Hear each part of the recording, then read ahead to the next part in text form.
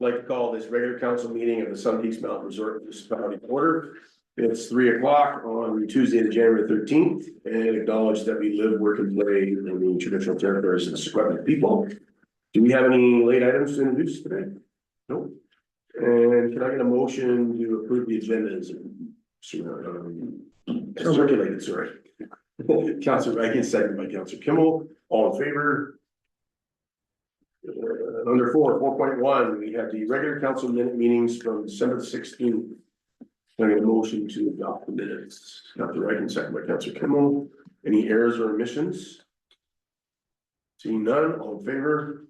I had a question about that. Yeah. Obviously, I wasn't there for that meeting. Oh, does it say you were? No, it doesn't, but do we vote to adopt the minutes because you're not there. we weren't here to hear what happened in the meeting? I've read them.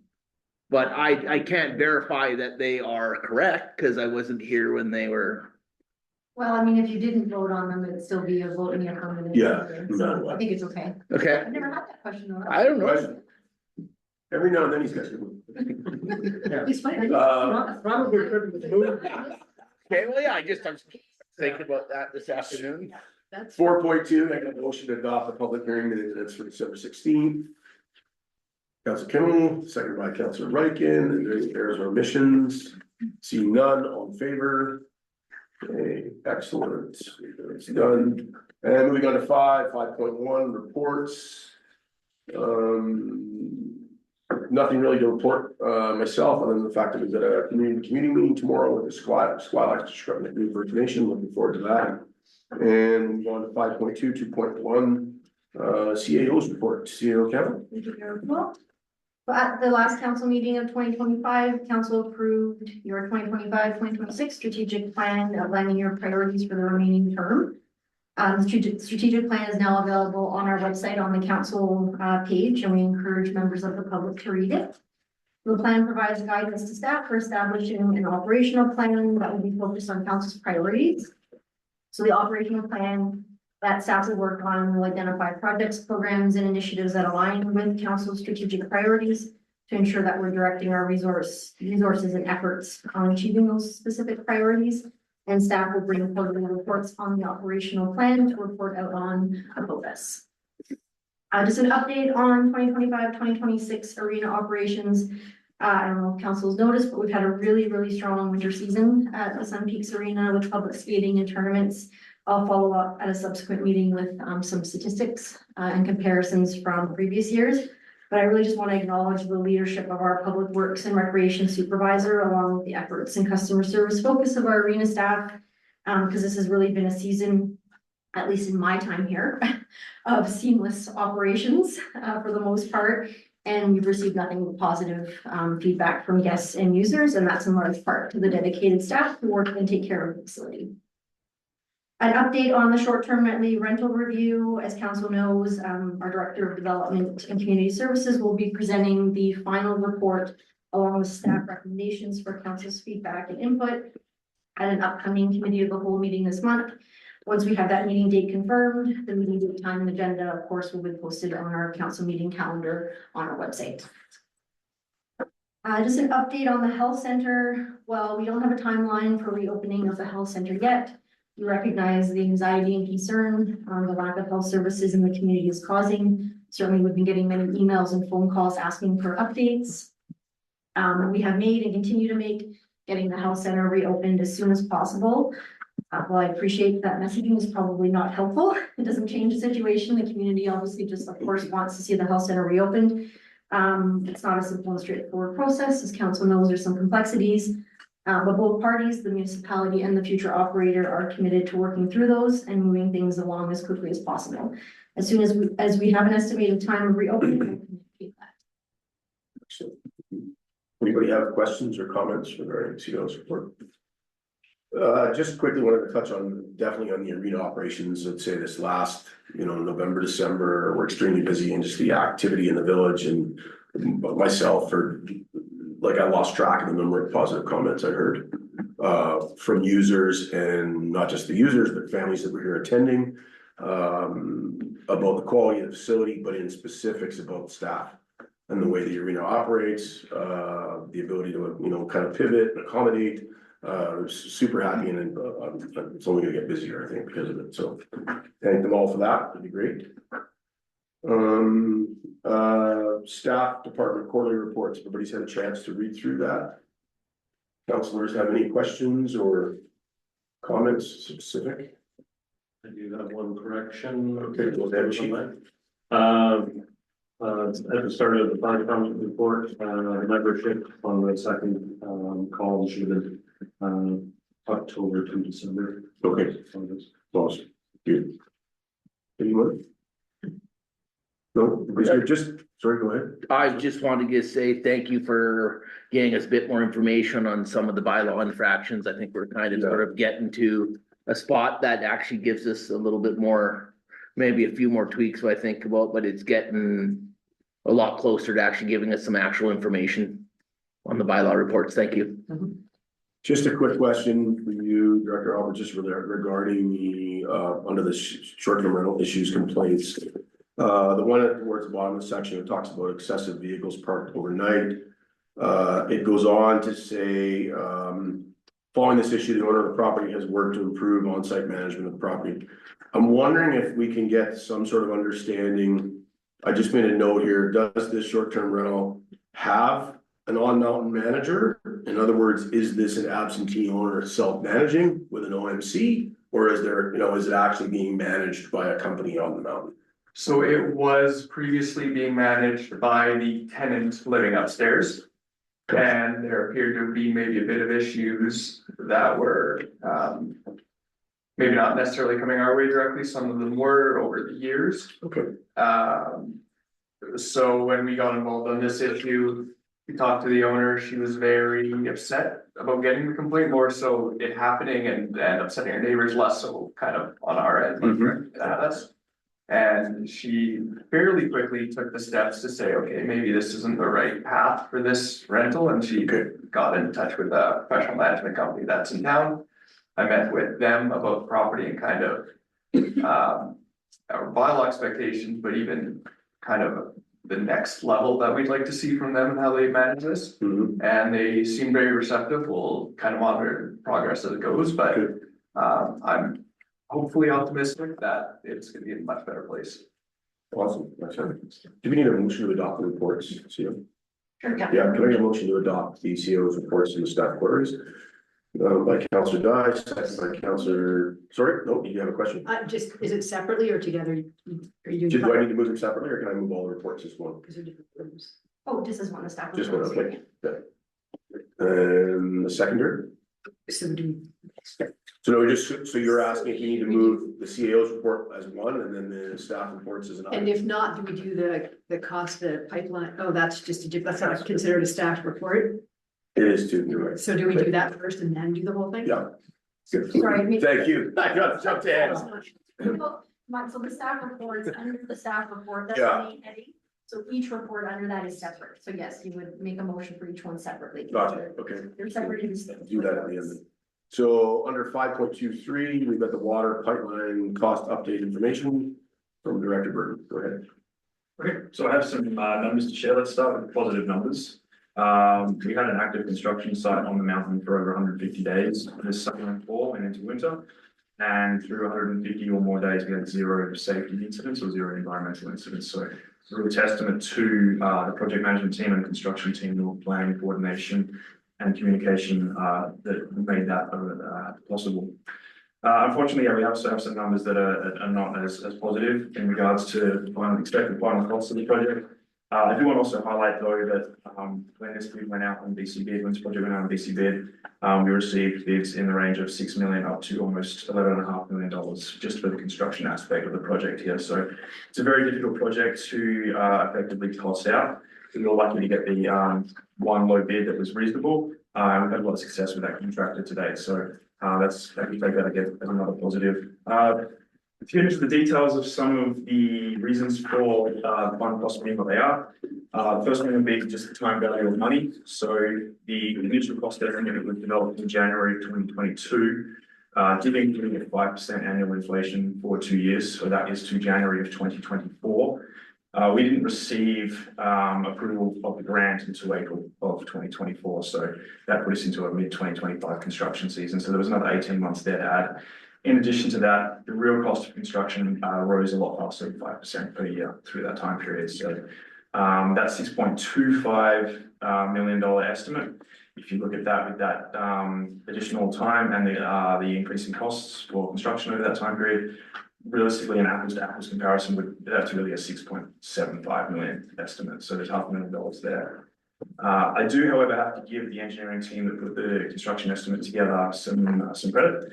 The line items that they did identify as cost items on this project, they were quite accurate. So the engineering costs are in line with what their expectations were. So were the construction and construction contingency costs. Unfortunately, there was a bunch of project costs that came into this project that were necessary, that weren't accounted for in that original cost estimate. The big one being project management. So a project of this complexity, you can't just have engineers put drawings together and then pass it off to a contractor and expect everything to go well. It's an extremely challenging operating environment working on the side of an operating ski hill. It was a complex project from a technical perspective and from a logistics and coordination perspective. So I've got some numbers there in relation to typical project costs. So they do seem reasonable in line with sort of some project management practices for custom project management into the project. I do also have some details on the environmental costs that we incurred. I'm not going to get into the details of those today, but I can provide council an update. We do have obligations in our shared cost agreement for our grant funding in our license occupation for the land and our water license regarding our environmental management around projects and construction in this area. When council approved the contract with the contractor for a value of $6 million, I did commit to looking at what costs could be saved on this project. So the design team and the project management team did do some good work. In table 2 there on page 3, they identified a total of $345,000 in cost savings through design changes. On a $6 million construction project, that's almost 6%. So that's a really good effort by them. Unfortunately, throughout the course of the project, some other costs were incurred, which sort of didn't quite erase that, but we did end up with a negative, well, a gain of about $122,000 in cost savings once those design changes were incorporated and those additional costs were included as well. With that, is there any questions or comments from council? Council? I'm just curious. Yeah. What is the pigging chamber? Okay, so the pipeline across the top of the mountain, even though we're on a mountain, Yes, is quite flat. yes. It's flat before it goes steep. So with flat pipes, sediment will settle out. And so a pigging station, you have one on one end and one on the other end, and you put a rubber or a plastic ball or tube in there, it's called a pig. And push it through the pressure, and you do this periodically to clear out all the sediment. Thank you. Anyone else? I mean, obviously Aye. thank you, Mr. Mayor. Like the one number that kind of sticks out is the project management and controls. How much of that was needing to bring in the third party management? I can't remember what the name of what they were that did basically ended up being the go-between between the resort and the municipality. Yeah, so the costs are listed in table 1 for engagement, something resort, are listed there as $142,000. Those are the costs that are listed on the invoices exclusively for that. Okay, so that was 142. So there's a big chunk of other project management beyond that. However, I mean, there is a gray area when it comes to interest holder engagement between project management and direct engagement. There's overlap there. And there's, I mean, when I look at those numbers, I do think they're a little low. That's what's been billed to us explicitly on the invoices. But I mean, I think when I look at the hours put to that, I think there are a lot more hours on that. And it was necessary. We were working around an operating bike park and then into an operating city area. There's a lot of work and complexity of conversations and coordination and planning that need to go into that. Yeah, just sort of like, I'm more sort of looking at it going forward for budgeting projects in the future. And what we kind of, that's obviously the biggest of every line item. The other ones, like you look, some inflation, some other things, everything else is not really that far off. That's kind of the one big gigantic miss, and what did we learn and how we to avoid this in the future. Yeah, for sure. I think just on that engagement side, I think for future projects, we could definitely budget like a monthly cost with the expectation that you know, we would be providing a project manager at $200 an hour, a project assistant $125 an hour, a project controls person at $175 an hour, and they would be in those meetings. Okay, how much of their time every month is going to go into this engagement with interest holders in the area, and adding that into the future project budgets. So with that, Greg, we're just kind of, because I read your section where you talk about what is kind of typically considered that allowable range between 9% and 15%. And obviously, this original budget and grant application was before your time, and you commented the fact that this wasn't included. So as we, to Councilor Dye's point, so as an example, when we're looking at the CHIP grant application that we're pending now, and we're looking at this next wastewater expansion, can we assume then that this type of thing is included in a future budget on a project like that?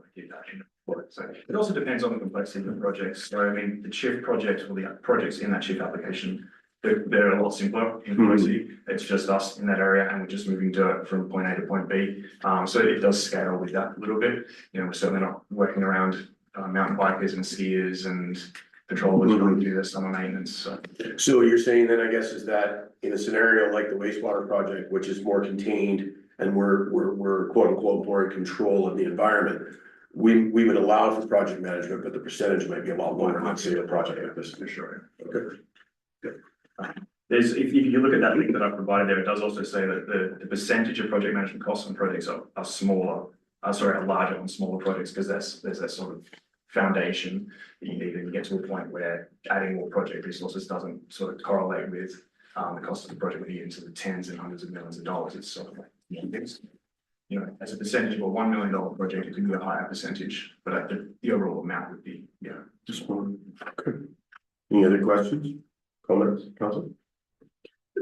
Well, Go ahead, Council. just a comment, not so much a question, because I think both of you have already sort of asked the question, but the $1 million price tag this late in the game for the project management and controls, it would have been nice to have some inkling as we were wrestling with the contract, that piece, if that was a gap.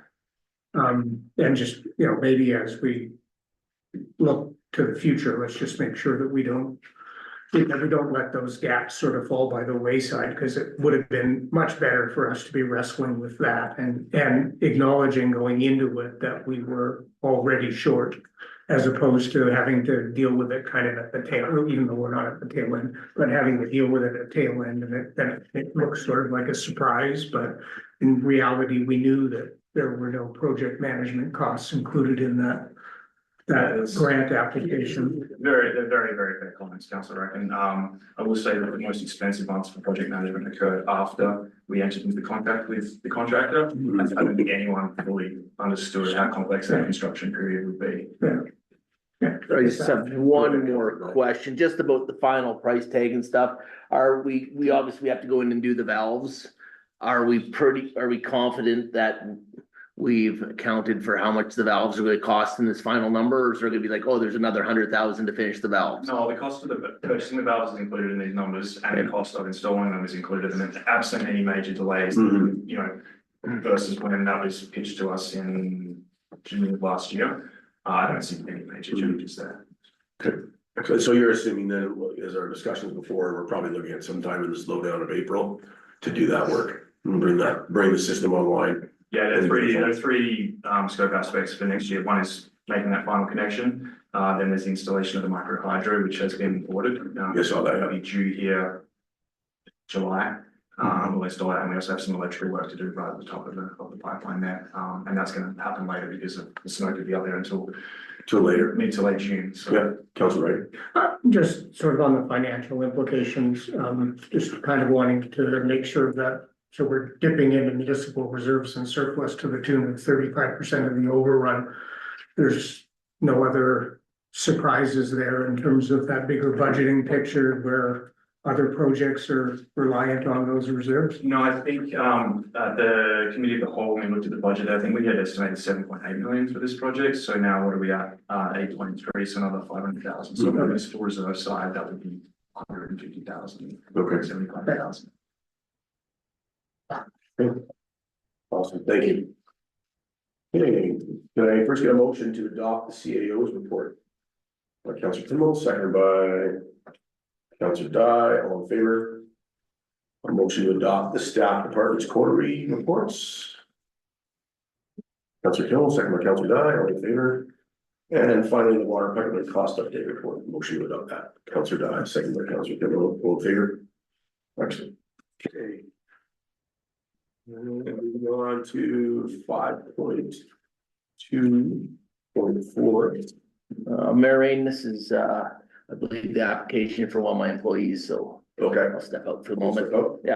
excellent.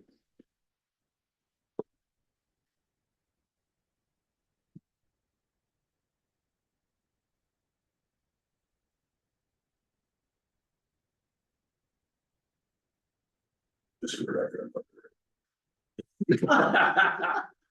And I don't, that's to be, so there we go. So we've got our 5.2.4, we got a Burfield, temporary use permit application. Director Offer, you wish to speak to that? Yeah, thanks, Mayor O'Toole.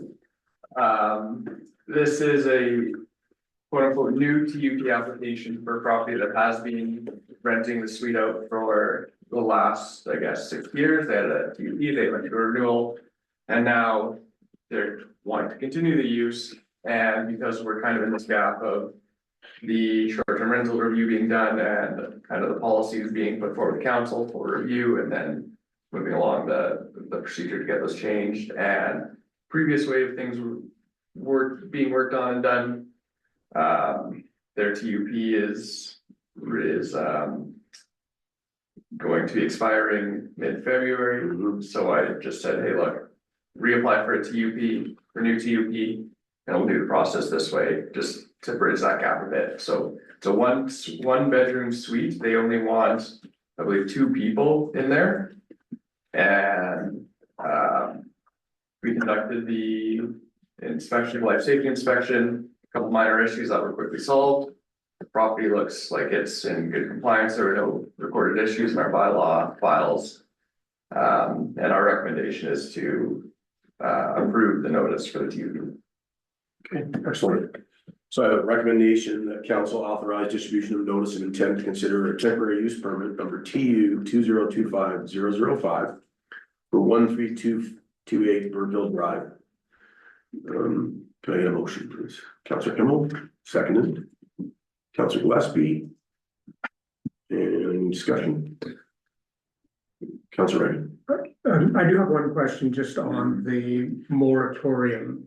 So we are saying this is a new TUP application, but it is interconnected with sort of historical TUPs that have existed at that location. And that, for that rationale, is why we are dealing with it independent of the moratorium. So the moratorium was, we don't have the wording, so trying to think back to when that was put into place, but the moratorium technically was for additional TUPs beyond the 4 that were active at the time. Yeah, and we had, at that time, Councillor Reagan, there was one that hadn't even fully been approved yet, but was in the pipeline, and the council had agreed at that time that the 3 existing plus the one that was in the pipeline would be allowed to carry forward, and there'd be no new additional.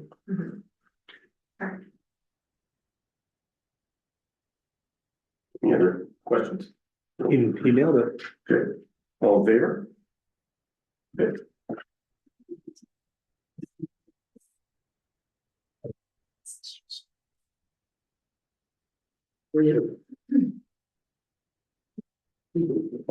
Step back in.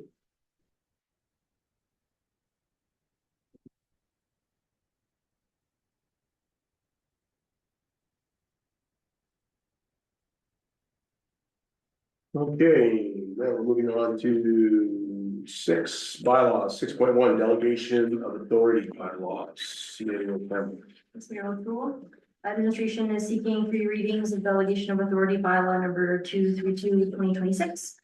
This bylaw is a new bylaw. It's being brought forward to address a gap and uncertainties in our delegation and approval processes. The community charter authorizes council by bylaw to delegate certain powers, duties, and functions, including delegation of approvals and signing authorities to specific staff. This new delegation of authority bylaw clearly outlines the delegated authority for approvals and signing across a variety of contracts and agreements, and creates efficiencies in our governance process. Much of what is in here has been happening to some extent in practice, however, it does need to be formalized in a bylaw. And the bylaw will create certainty and provide guidance for both council and staff for approvals and signing. Excellent, thank you. So we have two recommendations. The first one that council gives first and second reading to delegation of authority bylaw number 232-2026. Moved by Councillor Ryken, seconded by Councillor Kimmel. Any discussion or questions? Seeing none, all in favor? That first motion is moved. And the second one that council gives third reading to the delegation of authority bylaw number 232-2026. Mover, Councillor Ryken, seconded by Councillor Gillespie. Any questions or discussion? Seeing none, all in favor? That is moved. Okay, moving on to 6.2, our new procurement policy, CEO Campbell. Administration has developed a new procurement policy to incorporate best practices in public procurement. Our current policy is quite out of date and not compliant with the new West Partnership and Trade Agreement, government procurement standards, which we are required to be in compliance with. So the new policy will ensure that the municipality achieves economies, efficiency, and effectiveness in the performance of our procurement functions, complies with the new West Partnership Trade Agreement, and follows recommended practices for local governments. Given that we don't have a procurement department or procurement resources and staff, it's really important that we have a really solid and detailed procurement policy to provide that guidance to staff. Also, as we grow and taking on a number of new capital projects, it's also critically important that we have a strong procurement policy that aligns with best practices. But the new policy also better reflects our current municipal structure and staffing hierarchy. And key highlights of the policy are outlined in the report. As also noted in the report, subject to any opposition from council, administration would like to explore the development of an Indigenous procurement framework to build into our procurement policy and processes. That would be intended to remove barriers and increase participation of Indigenous owned suppliers and businesses in our municipal projects and services. Excellent, thank you. Can I get a motion to approve this procurement policy? By Councillor Kimmel, seconded by Councillor Gillespie. Any questions or discussion? Councillor Ryken. CEO Campbell and I have a quick email discussion regarding this, but one of the authority limits relative to administrative positions is $10,000 in terms of spending limit. And I appreciate that this kind of has taken a broad look at perhaps larger positions, but we don't really define what administrative positions are. I think the general intent there is that that would be sort of a administrative assistant to a CAO or something of that nature, and it just may be worthwhile to reduce that amount to say $5,000 if it is a general application for all administrative positions within the organization. So make an amendment then to the Well, I'm suggesting that, but Yeah. CEO Campbell may want to CEO, speak to any it. comments to that? No, we struggled with this one a bit, because we have obviously admin positions. And then we have positions that are sort of in between supervisors and admin positions, so we kind of generalized it as an administrative position. But I think the reality is purchases that would come forward to those positions, not very often, Okay. and so I would be comfortable, Making that adjustment? Making that Do we need to make adjustment. a friendly amendment then to the?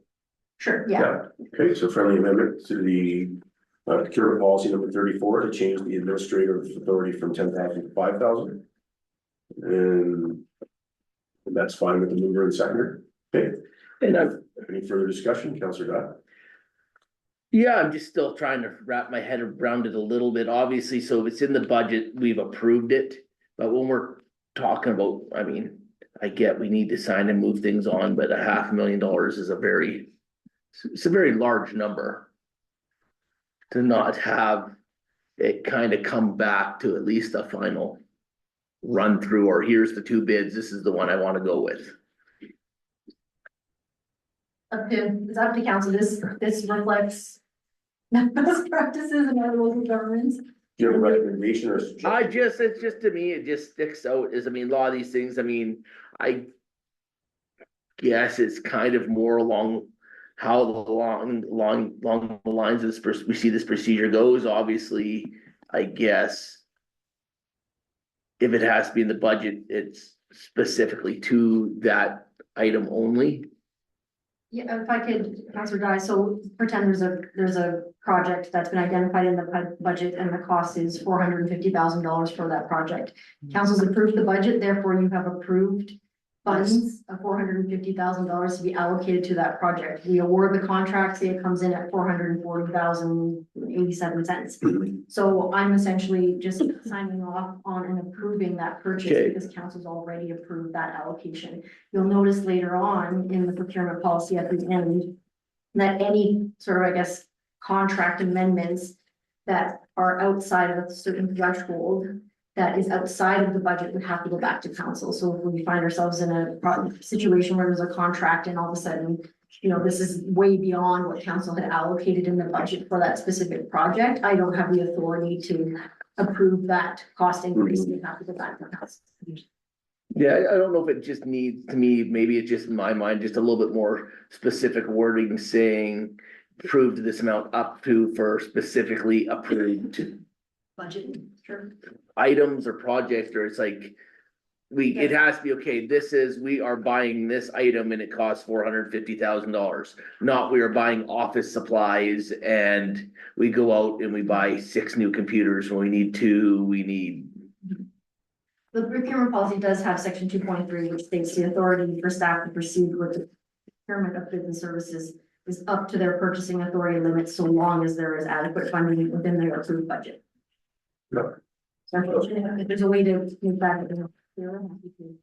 Councilor Reagan? Just a couple observations. I was going to say to staff on both of these fronts that the foundation of what they're doing here may not be all that sexy, but they fundamentally, they are critical pieces of how to operate and how staff can operate independently of council. Correct. Being in there sort of hook, line and sinker. I think there are also a couple pieces contained within the policy, I think, that are very clear to the fact that budget authority from council has to be in place before Beforehand. they essentially do the administration of what's required in order to deliver what council has approved. I think the last piece that's also included in here, and we've never actually done, is an annualized reporting of where have all those contracts that were approved under the 500,000 value, where have they all gone, and what is the expenditure kind of framework look like from an administrative point of view, coming back to council so that they can see it. So I do sympathize with what Councilor Dye is saying, is these are big numbers, but they are essentially the numbers that we're approving. And if they are being considered to be over what our approval authority is, it's all coming back to council anyway. Yeah. So I'm pretty comfortable with the framework of what's been done, but I've also been in that business and seen it before. So And I think, to your point too, and I know it's the private sector, but I worked for Sun Beach Resort for many years and in senior management roles and had multi-million-dollar budgets, and I was allowed to go out and do certain things up to a certain amount once the budget was approved. And I didn't need to check back in. If I wanted to spend outside that framework, then I needed to go to my direct superiors and have that conversation. And I think, yeah, if we were to go above that, and it wasn't approved in the budget, then it's gonna end up back here in council anyway. Any further discussion, questions? Good. Okay. We have a motion on the floor. We have, I think. all in favor? Okay. Awesome. Thank you. Okay, 6.3, building regulation bylaw. Director Hopper, this is your. Their approval, this is focused on the schedule of permit fees that we're hoping to amend. To kind of align ourselves more with our operating budget and, just continue to provide the service we're providing at a good rate for the builders and the taxpayers. There's a couple notes on this, the kind of common idea is that as building prices increase, our fees will increase because we do basically a percentage based on construction value. And that's true. The general rule though is that our operating, like as a building department, especially a smaller one, our operating costs don't necessarily increase with inflation. There's other things that can impact these increases.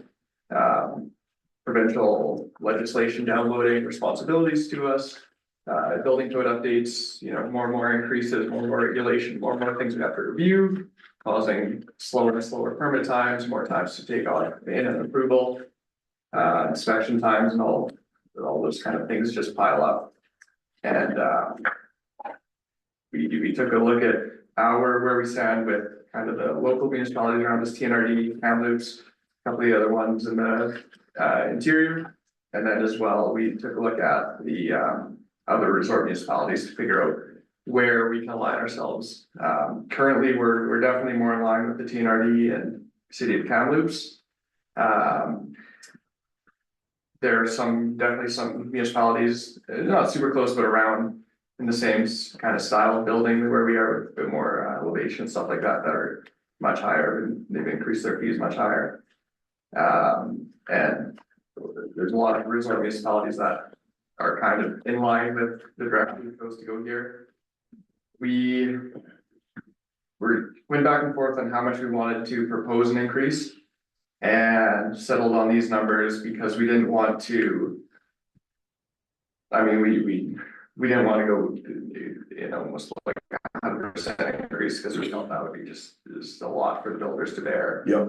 The other end, we wanted to do something so that it wasn't going to be, again, downloading a lot of this onto the tax base of residents and businesses in town. So we chose the number to be basically in line with a lot of the resort municipalities. We felt that was a really good comparison for us as a resort municipality, and pretty confident with the numbers we've got. I did call a couple of local builders to poke them a little bit about our fees. I didn't give them too much info, and obviously some hesitance as increasing fees. People don't like that, but there was a bit of acknowledgement that it does need to happen. And they weren't in line before they felt we could be. Okay, excellent. We have two recommendations. Can we do discussion before, or do I need to make the recommendation? Use the recommendation, Can I make first, the- the first one first. Okay.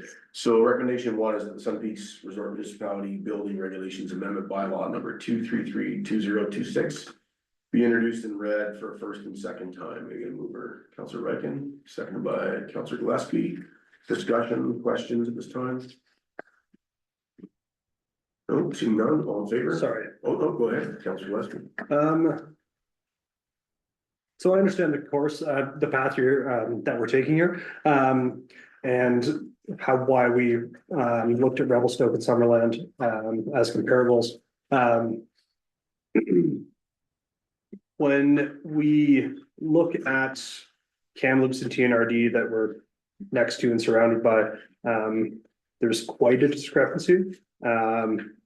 And I'd want to, and that would speak for the builders that would be operating up here more than the comparables we chose elsewhere. And I just want to pose the question, are we ready to take that big of a jump outside of what's happening in Kamloops and TNRD based on a comparable that is,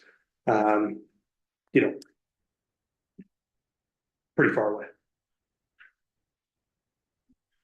Councillor Ryken. Just a comment, and maybe staff might have more information in their back pocket, but my past experience with Kamloops and TNRD leads me to believe that the amount of actual development activity they have is significantly higher than what we experience, and they have artificially pushed their rates down because they are in fact generating, $500,000 to $1 million in surplus revenue from building permits over what it costs to run their operation. So I think there is that dynamic that plays in their system and why those numbers are down. I think when I look at our situation, there are some gaps, I think, and we could talk a bit about this, particularly in terms of wastewater and what happens in the building permit process. There's cross connections, whether or not we're getting infiltration happening from lack of inspection through that process. And ultimately, we're paying more to treat water that we shouldn't be treating, and that was part and parcel of our guidance to staff, I think, initially, when we sent them away to look at adjusting the rates, so, you know, I do appreciate that it's more. I think it's more for some specific factors that don't just readily jump out when you look at Kamloops and TNRD. I suspect places like, you know, the resort municipalities like Summerlin and Revelstoke and others are probably more similar to the kinds of environments that we're dealing with and the kinds of pressures that we have to ensure that we're doing proper inspections. So I'm inclined to support the adjustment. Any other Did we reach, questions? Comments? But maybe staff have more information on what's happening in Kamloops and You wanna make your comment, ask your question first? Council? oh, I'm just curious if we did reach out, if we have some more information coming on. I mean, to me, Revelstoke's more of a comparison just because of the building climate Mhm, than say Summerland is. mhm. But did we reach out to any other ski hills or other resort municipalities and just haven't heard back, or that just the two kind of resorts we checked in on? Treasurer Hopper? I can answer both, or a bit of background plan, and then I can answer. I didn't necessarily reach out to a lot of them. I looked at their bylaws and went through and saw what they had. I felt that was adequate enough for me, just to get the number. Every municipality is different. Every municipality operates a little differently, just with the scope of what they're dealing with, the type of development they have, the type of inspections they do can change. And a good example of that is like a regional district, TNRD. They almost certainly have basically a completely different style of inspection with, I know when I was working in Merritt, their inspector would come by every Wednesday to Merritt City Hall, and he had considered his office space in there. And he had about half an hour in there, and if you weren't able to drop your permit off there with him, you didn't get a permit until next week. So just different ways of operating. You know, again, I appreciate that we want to be their closest building partners there where a lot of the builders also build in, so we do want to not be too far in line. But we also have our operational budget, and as much as we want to try to find efficiencies, it is a one-man show with a lot of other stuff going on, and you know, creating forms that help add efficiencies and stuff like that. It's a lot harder for us to do. We can steal things from other municipalities, and that makes things easier, finding efficiency that way.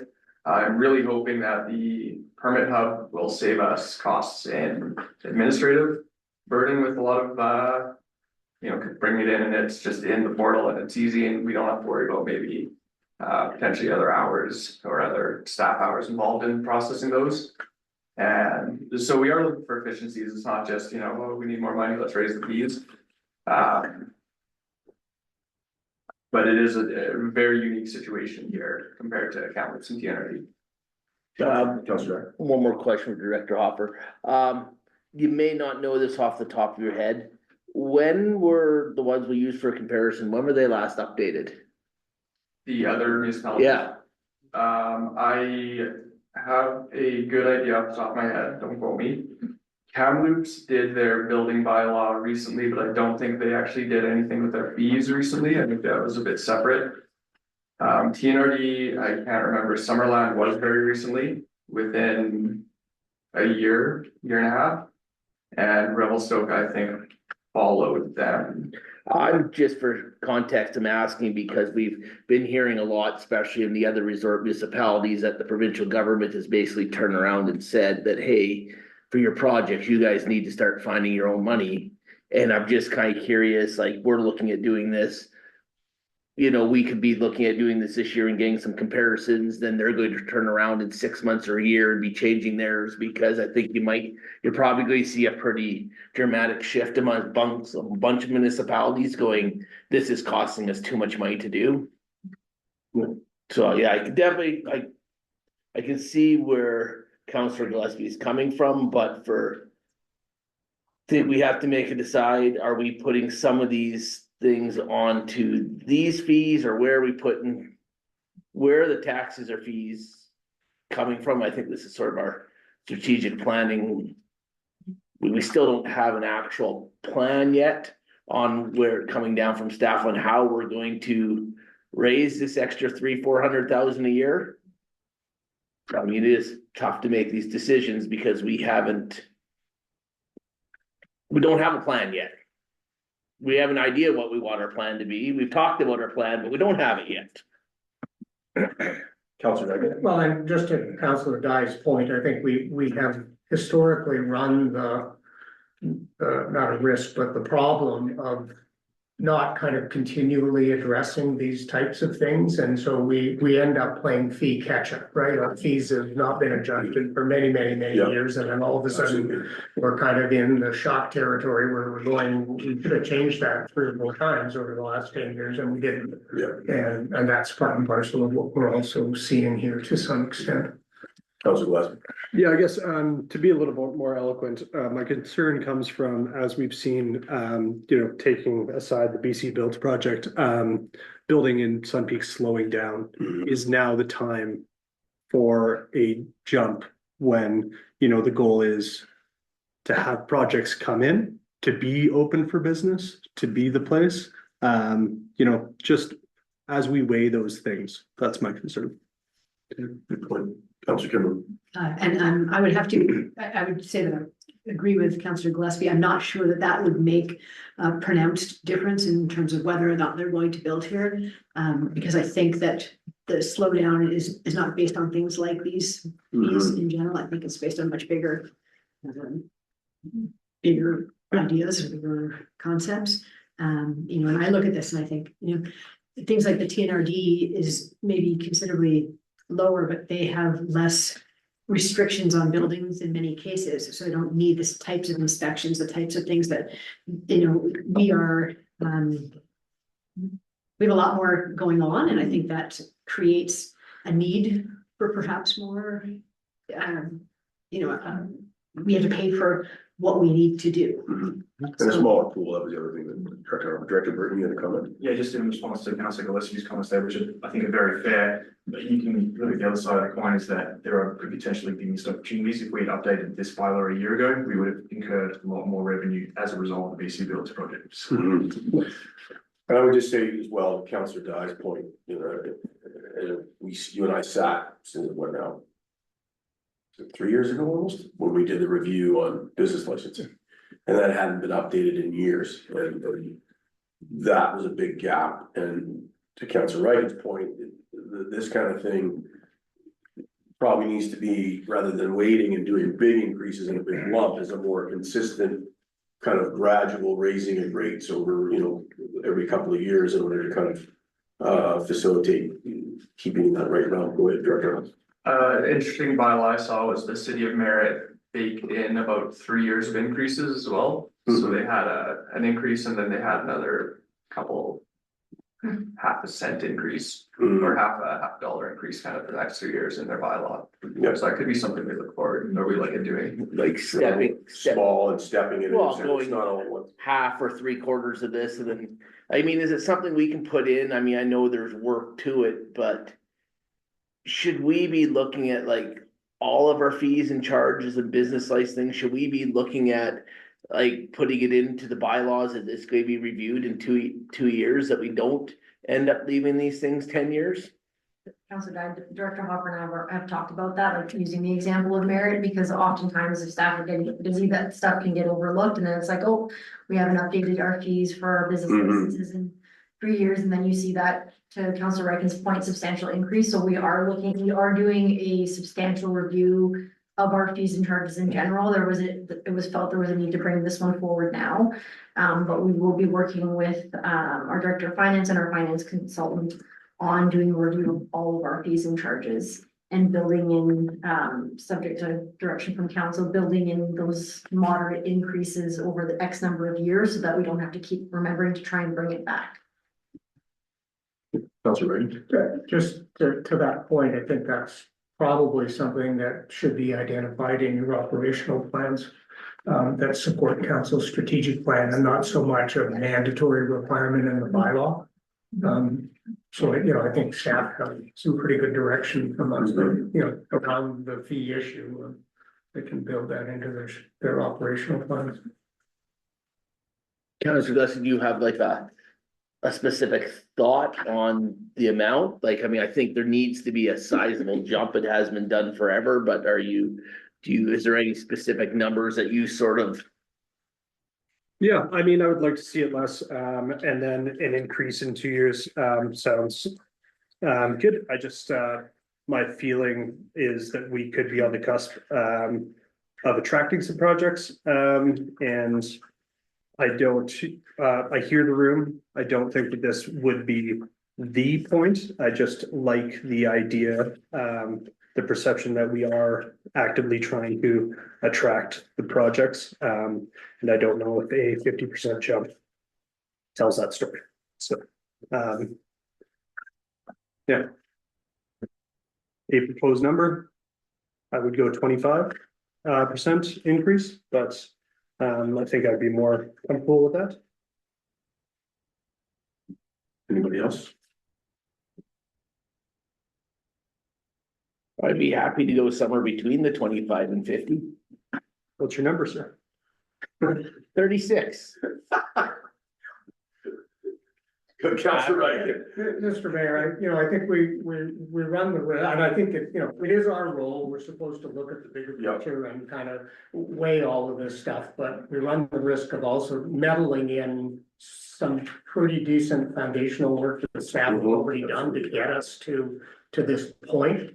And so to just start picking numbers out of a hat, if we're uncomfortable with this, perhaps we need to ask staff to go back to the work that they've done and see whether or not another number makes some sense, as opposed to just pulling it out of the air. I tend to agree with Councillor Kimmel. I don't think the building permit fee is the catalyst that stops investment. I think we could place our energy in a lot of other areas to try and free up things like foreign buyer ban and opening up on that front, wrestling with our own infrastructure challenges and allowing development to flourish a little bit. I don't think this makes or breaks that. And I don't think we are looking at sort of a layering of building permit fees and development cost charges and all of these other things that are development related right now.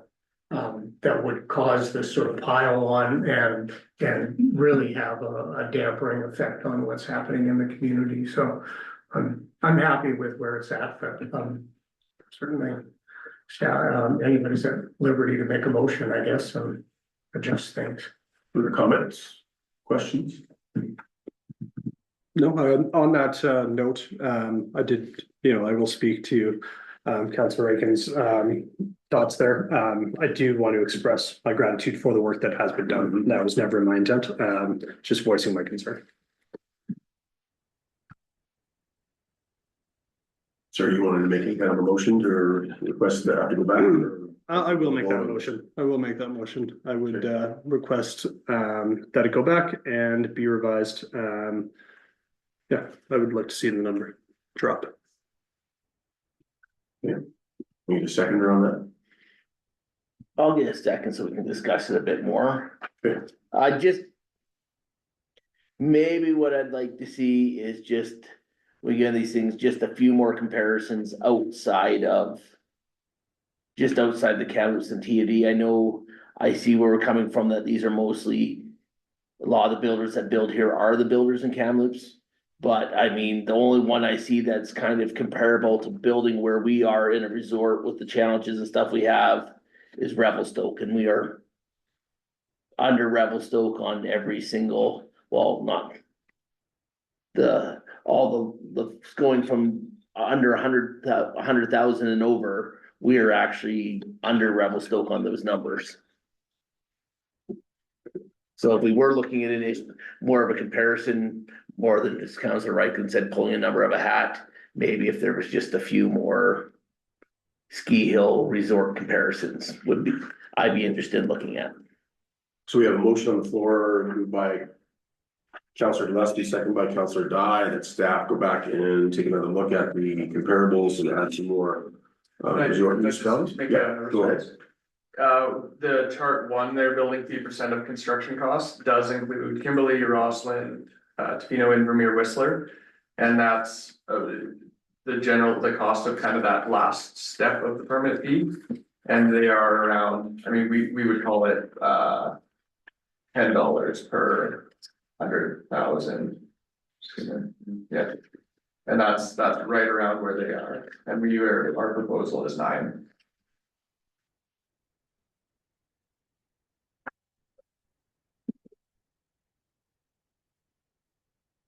That's this chart here in the Yeah. front there. Okay, okay, yeah, yeah. 161. Just, it doesn't have the actual numbers, it's just the Okay, percentages. gotcha. Yeah. And so those ones you're speaking to then, Director Hoffer, are coming in around 10 and we're proposing 9. Yeah, and that's the top step like that, or I guess the step down it would be. Mhm. So that's the percentage of construction. And then the other thing to note there is population, which is important because we're low and our population's low, so any discrepancy is larger, has a larger impact on the individual tax owner versus somewhere like Whistler with a much higher population that can absorb that. You know, one taxpayer is absorbing a little less for that difference. Does that reflect what you're suggesting, Councilor Dyer, or are you still? It does, I didn't quite, Yeah, sorry, I should have highlighted that before.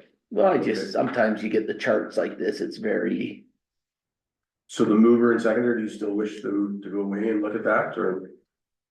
no, we've is that already done filling it. in what you're asking for? That's basically filling in what I'm asking for. Okay. So that motion would be withdrawn? then? Yeah, I'll withdraw that motion. Thank you. Okay. And so we have the first recommendation on the floor with a mover and seconder.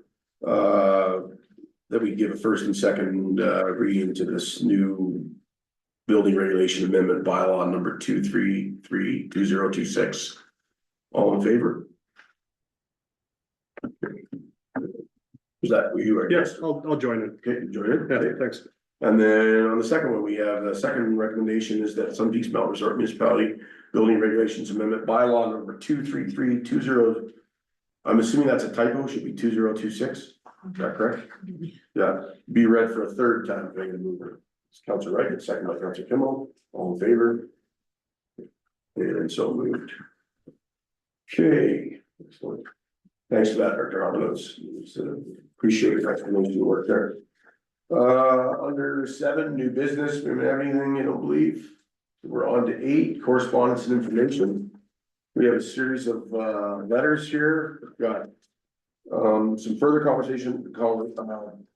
correspondence around Bill M216 from the district of Metchin. How do you say that? Metchosin, town of Soyuz. And then we've also got the follow-up letter from UCM. Mr. Mayor, I have a question. We had any response from our letter that we sent off on Bill to, yeah, we had any response? No, we sent it, but we had no response. Okay. No.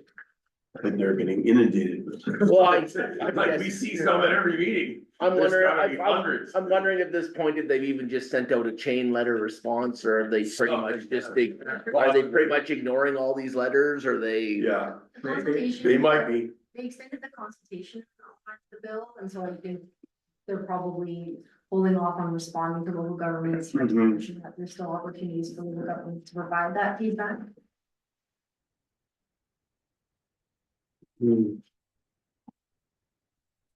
Okay, and then under 8.4, we have the UBCM Fire Department Equipment and Training. Letter there as well. And can I get do I accept all the letters in one? Okay, right, can I get a motion please to accept correspondence? Councilor Kimball, second by Councilor Gillespie, all in favor? Excellent, and moving on to 9, questions from the public, either in the room, which there isn't anybody, or online. No, okay. And 10, so. So we are gonna close this meeting. 10.1, our next regular council meeting will be January 27th, and under 10.3, we're gonna close this meeting under sections 91C, labor relations or other employee relations, and legal advice. And that count, oh, I'm